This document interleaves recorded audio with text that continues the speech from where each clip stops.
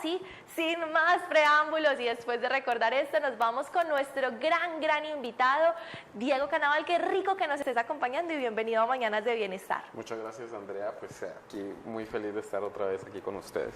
Amiguísimo de la casa, Nati, ya lo habíamos tenido por aquí, así que estamos felices de volverlo a recibir. Pues me encanta, yo de antemano te doy la bienvenida porque es primera vez que me toca presenciarte aquí, pero qué rico que estés acá y compartiendo con nosotros un tema que nos encanta.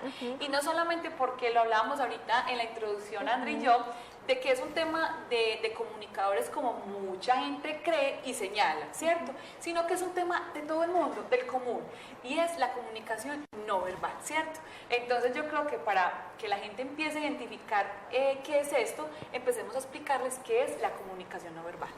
Bueno, como tú lo dices, pues la comunicación no verbal es para todo el mundo, o sea, todos nos comunicamos todo el tiempo. No es como una conversación pues de verbal, donde si tú me hablas, pues yo te escucho, y si yo hablo, pues tú me escuchas. No, la comunicación no verbal es constante todo el tiempo. Es un lenguaje silencioso que se da a través de nuestras manos, de nuestros ojos, de lo que tenemos puesto, de nuestras posturas, o sea, todos los detalles cuentan en la comunicación no verbal. Entonces nosotros en comunicación no verbal, ¿qué hacemos? Revisar todos los canales, ¿sí? ¿Cuáles son los canales? Pues la oculesia, donde revisamos el movimiento de los ojos, la pupilometría, donde pues ya es un poco más avanzado, pero se revisa es cómo se agranda la pupila y cómo se hace pequeña también, ¿cierto? Que eso nos está dando información. También pues cómo estamos vestidos, si llevamos reloj, qué tipo de gafas llevamos, ¿sí? Los movimientos, los gestos, en general lo revisamos todo, la apariencia pues como en general todo. Es decir, absolutamente cada detalle de nuestro comportamiento y de todo lo que hacemos, cómo estamos peinados, tú lo decías, o nuestros lentes, o todo comunica. Todo comunica. Nosotros antes de entrar estábamos como poniendo un ejemplo, y es que muchas veces nos decían nuestros tíos o nos decían nuestros papás, no es lo que me dijo, es cómo me lo dijo, es el tonito. ¿Eso tiene que ver con la comunicación no verbal? Claro.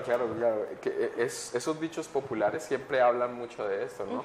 Claro, no es lo que tú hayas dicho, porque tú lo que dices lo puedes decir de una manera más apacible, pero si tú lo dices con un tono un poco más fuerte, con un volumen más fuerte, con un entrecejo fruncido, o sea, entonces ya eso le da un aspecto pues como de enojo, de rabia, de ira. ¿Y cómo nosotros recibimos la ira? Pues también nos ponemos irascibles con aquellas personas que nos hablan pues de manera que se ve brava.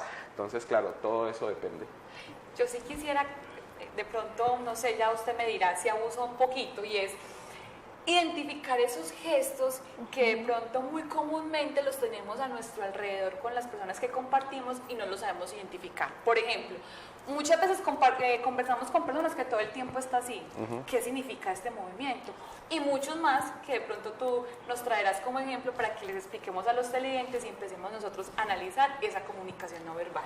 Bueno, generalmente se tiende a creer que el cruce de brazos, pues que es una negación o un cierre comunicativo, pero no siempre que se da un cruce de brazos es un cierre comunicativo. O sea, es decir, si yo hago este cierre de brazos y tengo los pulgares hacia arriba, esto incluso puede significar confianza, que yo siento seguridad de dónde estoy y cómo estoy. También puede ser que esté cómodo de esta manera, ¿cierto? También puede significar pues que un rechazo, pero habría que ver muchos más detalles, ¿sí? También el conjunto, o sea, cuál es la expresión facial, cuál es la disposición de esa persona. Entonces no vamos a pensar que la gente cuando se cruce de brazos necesariamente nos está rechazando pues, o está negándose a la comunicación con nosotros. Tenemos que ver el conjunto, o sea, los pies, la cara, muchas cosas para saber si ese cruce de brazos es un rechazo, ¿no? Incluso puede ser, aquí está haciendo un poco de frío, entonces pues uno se arropa un poquito a sí mismo y se calienta de esta manera. Entonces ven cómo el contexto siempre pues va a mandar sobre el gesto. Digo, ¿qué podemos identificar a través de la comunicación no verbal? Porque hay quienes nos dicen, es que él me estaba diciendo mentiras. ¿Y tú por qué sabes? Porque se estaba moviendo mucho cuando hablaba y eso es que estaba nervioso y me estaba mintiendo.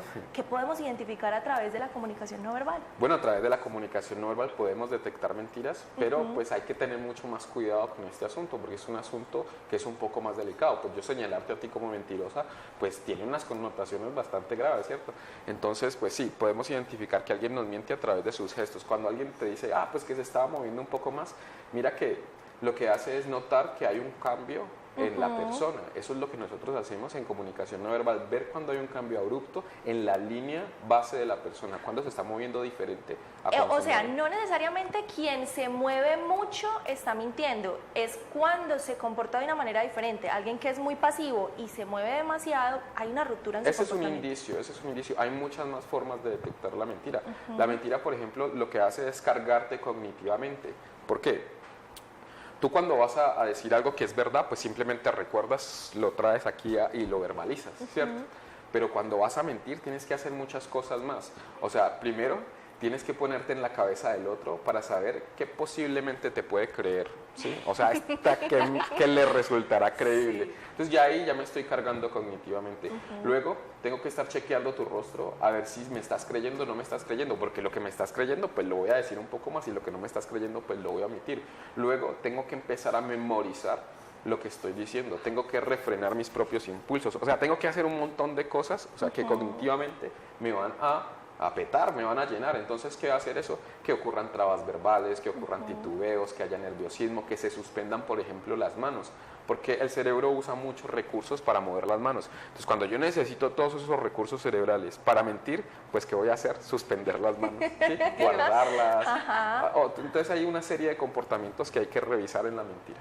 Hablando de este tema de qué significa la comunicación verbal, ¿es confiable leer estos gestos de las personas o se requiere ya un tipo de maquinaria o una persona muy profesional como tú para que identifique si la persona está diciendo la verdad o es mentira? O nosotros como mente podemos empezar a identificar si están actuando desde lo verdadero o desde la mentira. Pues mira, si uno tiene un buen entrenamiento y hace un examen bien riguroso pues del comportamiento, podría llegar hasta un 90% de fiabilidad para detectar la mentira. Increíble. Cosa que no pasa con el polígrafo, porque el polígrafo en realidad es un asunto de 50-50. El polígrafo sabe que te pone nervioso, pero no sabe el por qué, no tiene en cuenta el contexto, no tiene en cuenta la persona. Entonces, con comunicación no verbal podemos llegar a un 85-90%, con el polígrafo un 50%. Y hay otros detectores de mentiras, que es termográficos y otro tipo de cosas que se acercan a un 70%. Eso es sorprendente. Ahora, ¿existe un término o estamos escuchando el término de comunicación no verbal científica? ¿A qué hace referencia este término?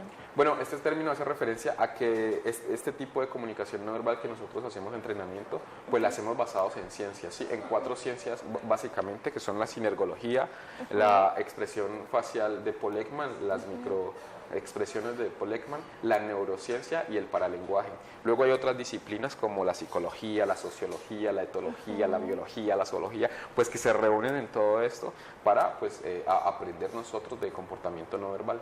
Nosotros podemos ser conscientes, perdón Nati, nosotros podemos ser conscientes de nuestro lenguaje no verbal, o es algo que se da desde el subconsciente, y si se puede hacer consciente, ¿para qué hacerlo consciente? Claro, tú lo puedes hacer consciente, pero hay gestos que se te van a salir inconscientemente sin querer. Yo puedo saber cómo detectar una mentira, pero cuando miento también me pica esta zona, por ejemplo. O le brinca el ojo. O sucede algo, claro, también sucede algo a mi interior, que es un asunto inconsciente. O sea, nosotros tenemos movimientos conscientes, semiconscientes e inconscientes. Y esos tipos de movimientos, pues yo a veces no los puedo refrenar, o sea, no puedo calcular tan bien las cosas que voy a hacer a la hora de mentir. Entonces, pues, eso es lo que hace de alguna manera fácil este oficio. Ahorita hablábamos de que no solamente es importante lo que comunicamos, o sea, ese mensaje, sino también, como lo refería André, el tema del tonito, ¿cierto? Y el énfasis en que nosotros le hacemos a las frases o al mensaje que estamos comunicando. Dentro de esa comunicación que nosotros tenemos que tener en cuenta, que es el mensaje, como el énfasis o el tono, y esa comunicación verbal, ¿qué tips o técnicas se le puede enseñar a las personas, por ejemplo, en este momento que estén buscando trabajo? Entonces, a veces uno pierde una entrevista laboral, no porque no sea competente, no porque no cumpla esos requisitos que la empresa está buscando en esa persona, sino porque, madre, usted hizo algo que no debió haber hecho. Entonces, de pronto, cositas que nos puedas regalar para nosotros ponerlas en práctica. Vale, claro. Pues, ¿qué pasa cuando vamos a un trabajo? A veces, pues, las hojas de vida pues son iguales, son similares, tienen los mismos estudios. ¿Por quién se decanta? Pues el entrevistador, por el que le cayó bien, ¿cierto? Por el que vio que tenía mejor actitud o estaba pues más dispuesto para el trabajo. ¿Qué pueden hacer las personas cuando vayan a la entrevista laboral? Primero, cuando se sienten a esperar, que no se ensimismen, que no hagan posiciones contraídas o de bajo poder, porque eso va a hacer que su cerebro aumente el cortisol y se reduzca la testosterona. ¿Qué quiere decir esto? Pues que aumenta el estrés y se reduce la seguridad.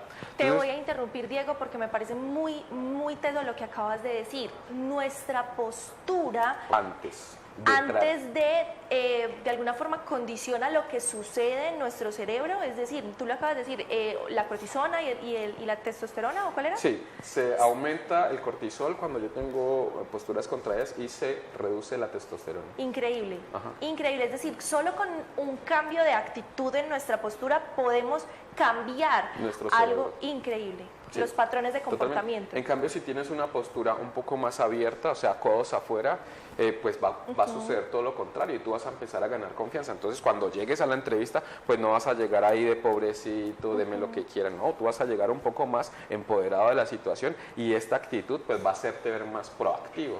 ¿Sí?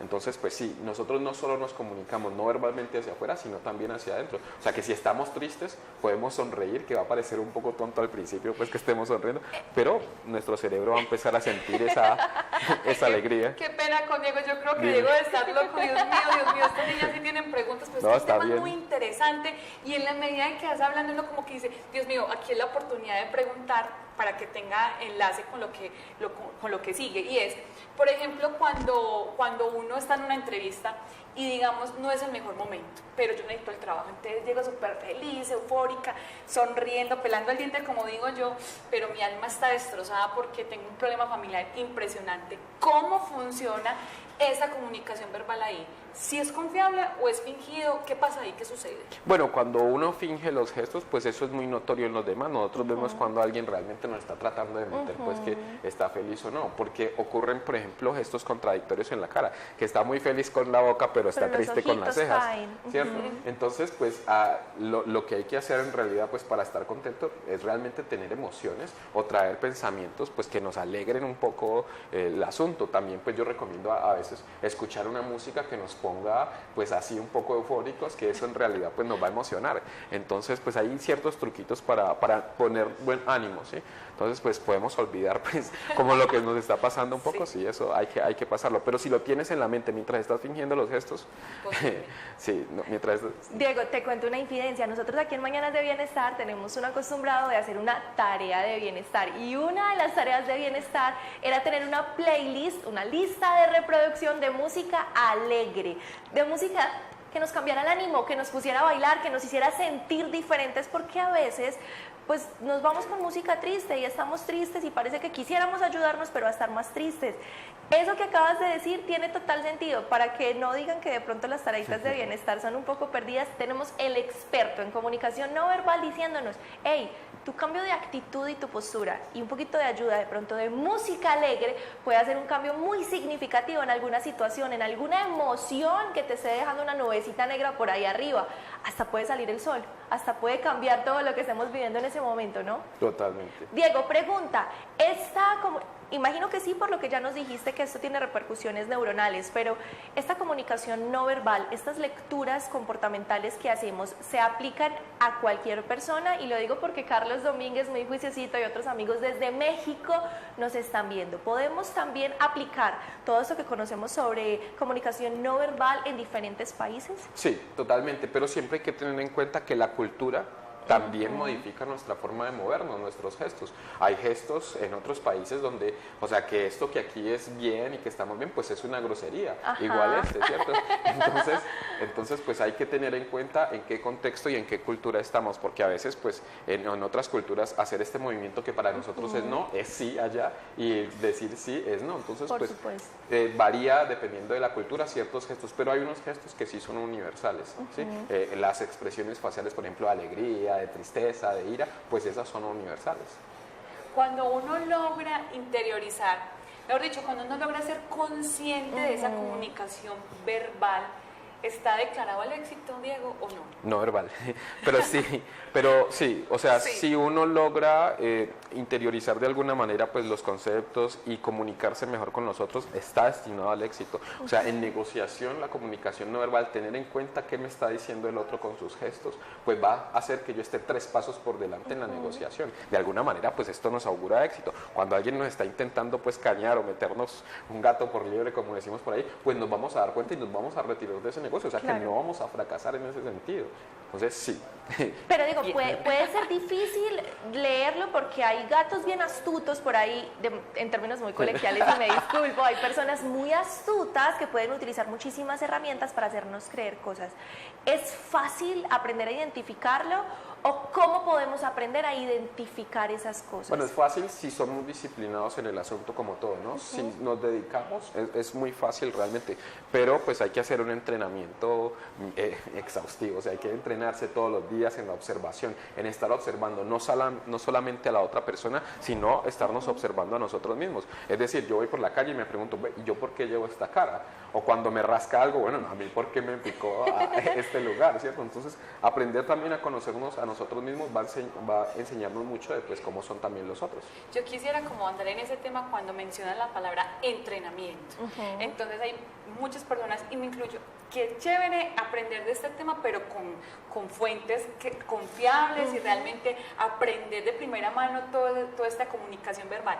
¿Podemos ahondar un poquito en cómo funciona ese entrenamiento para uno adquirir ese conocimiento? Bueno, sí, lo primero para entrenarse en esto es empezar a tener observación coordinada. O sea, que si yo te estoy viendo, pues estoy viendo tus ojos, estoy viendo tu boca, estoy viendo tu postura. O sea, en general estoy viendo un conjunto de cosas. Hacer como un mapa del cuerpo para tener cada elemento que está pasando, ¿cierto? ¿Qué está pasando a nivel postural? ¿Qué está pasando a nivel de la expresión facial? ¿Qué está pasando a nivel de los ojos? Todo. Bueno, el entrenamiento es simplemente estar muy consciente, pues hacer buenas lecturas. Yo recomiendo pues autores como Paul Ekman, Joe Navarro, Flora Davis.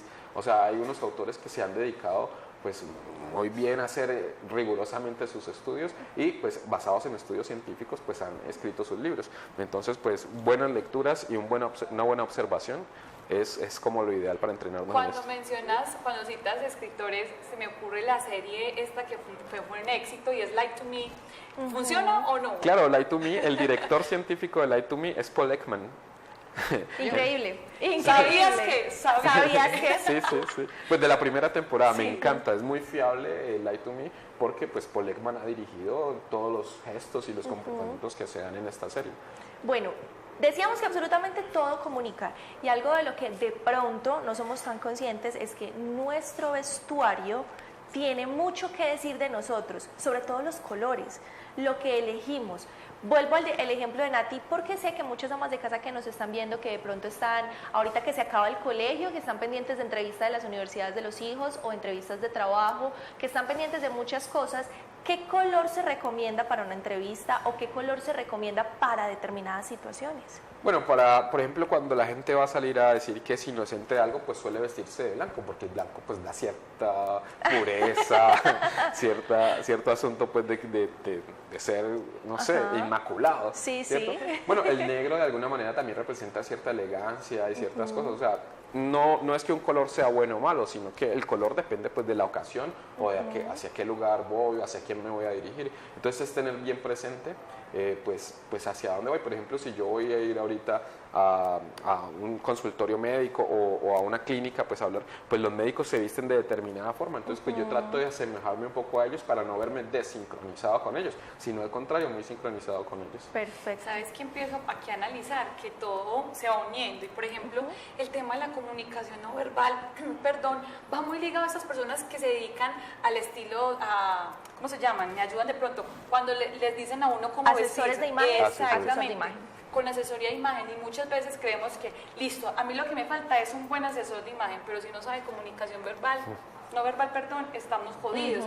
Porque, por ejemplo, leía yo la otra vez que irse a una entrevista con una pañoleta o algo aquí amarrado, una bufanda, te genera como cierto bloqueo de la otra persona, pues como que tú quisieras como guardar algo, como esconderte, como, y esa es la impresión y la sensación que haces las otras personas. Bueno, eso siempre depende, claro.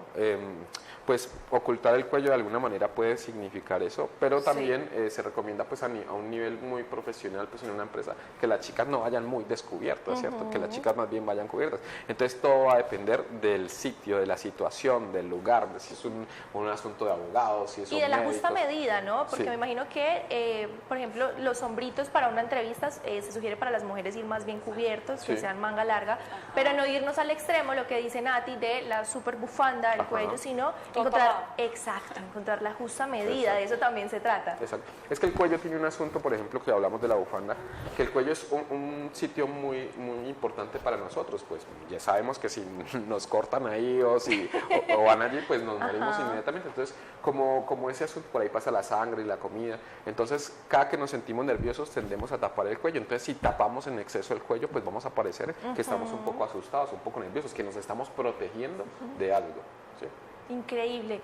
Diego, quienes quieran conocer, quienes quieran decir, necesito aprender, esto es importante en mi vida, o qué rico que mi hija que lleva tantos días buscando empleo, o que ha tenido una situación en la que no se entiende en su trabajo, o que está explorando otras alternativas y quisiera estar contigo, aprender y descubrir de esto que es la comunicación no verbal, qué deben hacer, en dónde te encuentran y en qué se van a meter. Bueno, pueden meterse a la página de nosotros, donde tenemos incluso 3 cursos para este fin de semana, que son los únicos cursos que vamos a hacer en el año. Pues ahí se puede meter al www.grupocarnaval.com, como carnaval, pero sin la R, siempre me toca hacer la salvedad. Sí. Carnaval, Sí, carnaval Grupo con V, Carnaval. carnaval. Ajá. Bueno, ahí vamos a hacer 3 cursos, uno de negociación y ventas, otro de oratoria, ¿sí? Que es comunicación de alto impacto, y otro de seducción consciente e inconsciente, porque pues la seducción se da de estas dos maneras. Nos faltaba el tema más importante, Wow, sí. es decir, también hay comunicación no verbal en los temas de seducción. Claro, toda la seducción se da de manera no verbal, o sea, los labios, el cuello, cuando las chicas muestran un poco más el cuello, o sea, todo es no verbal, pero lo hacen de manera a veces inconsciente. Entonces, la gente pensaría, por ejemplo, que qué tiene que ver rascarse el tobillo interno izquierdo con seducir. Pues cuando una chica se está rascando el tobillo interno izquierdo, pues de alguna manera está reprimiendo un deseo sexual que tiene de ir hacia esa persona. Entonces, Yo no pues, te puedo creer esto. Ven, bueno, entonces ya diste un tip de mujer, denos un tip de hombre. bueno, los hombres es bueno, por ejemplo, cuando caminan, que los hombros hagan este movimiento, pero que se vea natural, porque si no se ve natural... Así, no se ve como claro, Johnny Bravo. exacto. Ese movimiento al caminar va a ser muy seductor de los hombres, mientras que las mujeres al caminar lo que hacen es hacer movimientos circulares con la cadera, ¿sí? Entonces eso también va a ser seductor en las mujeres. Además, la mujer latina tiene algo muy empoderado en sus caderas, ¿no? Nosotras de pronto somos, no sé si más conscientes o no sé qué genotipo tenemos en nuestras caderas, pero sí un factor bien significativo en el tema de seducción, ¿no? Las mujeres saben muy bien qué partes de su cuerpo pues pueden resaltar para verse más bellas. A veces lo hacen inconscientemente, por ejemplo, que se maquillen los labios de color rojizo, que los ojos tengan Sonriamos, colores, Nati. que los ojos tengan colores, ¿para qué? Para atraer las miradas a sus ojos, ¿cierto? Entonces todo tiene un significado. A veces pues la mujer no se levanta diciendo, bueno, me voy a echar labial para... Pues porque lo que hace al echarse un labial rojo es simular una vagina en un estado de excitación pues bastante alto, ¿cierto? Wow, esto Mejor es... dicho. Estamos aquí, ¿sabías que? ¿Sabías que? Sí, sí, el rubor tiene también. todo que ver con el tema de la seducción, entonces. Claro, claro. Ellas no lo hacen pues con ese propósito explícito, pero sí saben que gozan de un estatus sexual pues que les va a traer más beneficios con todas las personas. ¿El rubor? ¿Qué pasa con el rubor? El rubor, el 75% de las mujeres cuando están en un estado de excitación máximo, pues tiene rubor, lo que llama rubor sexual, que es que ciertas zonas del cuerpo se enrojecen, ¿cierto? Eso es lo que tratan de hacer cuando se enrojecen las mejillas, imitar ese estado de excitación, ¿sí? ¿Qué tal el cabello? Porque de pronto también yo soy una de las que tiene una conexión con el cabello y siempre lo he dicho, entre más despeinada, mucho mejor. Siempre les digo que la vida es para despeinarnos. ¿Tiene también alguna relación? Totalmente, el cabello es uno de los elementos más seductores en la mujer. De hecho, cuando hay una seducción así muy inminente, la chica inconscientemente empieza a mandar el cabello hacia la persona que le gusta, como mira, toma todas mis feromonas, toma todos mis olores, toma mi cabello. Esto es increíble, Nati. Es decir, la comunicación verbal está en todo, hasta en lo que nunca nos hubiésemos imaginado. También podemos empezar a ser conscientes de esto y empezar a dominarla de pronto para ser más seductoras. Por supuesto, por supuesto.